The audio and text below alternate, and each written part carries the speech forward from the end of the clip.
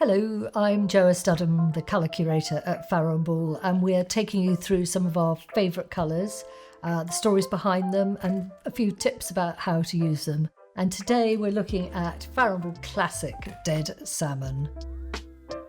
We're more than aware that calling a coloured dead salmon might be a little bit off-putting, but it's nothing to do with a deceased fish. It actually comes from an invoice, or bill as they called it then, from the painting of the library at Kedleston Hall. And dead refers to the matte finish and salmon to the colour. It's a colour which some people see as mushroom, other people sometimes see it as pink. It is certainly more pink in very bright light. It has a certain sort of softness which is unmatchable. So we'll look at some examples in this book. Every surface in the bedroom of this sensational chalet have been painted the same colour, dead salmon. The ceiling, the beams, the walls, every single surface drenched in this beautiful colour.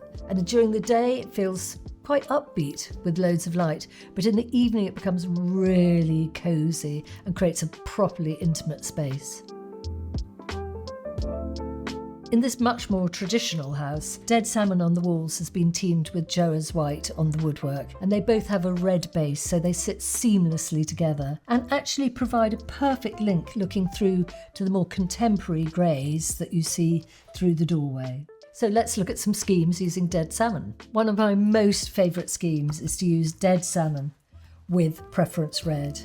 And often I will do a wall halfway up in preference red, even if it doesn't have a dado rail, just split it with dead salmon above for the most dramatic look. And of course you would never put a white ceiling with dead salmon, it would kill it.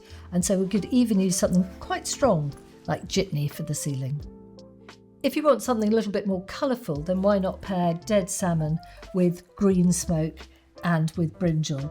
These two are natural bedfellows because they're the colours you get in an aubergine, the stalk and the flesh. And the dead salmon is just the perfect foil for both colours. Dead salmon is definitely in my top 10 Farrow Ball colours. I've used it extensively in my own home, and I hope you've been inspired to use it in yours too.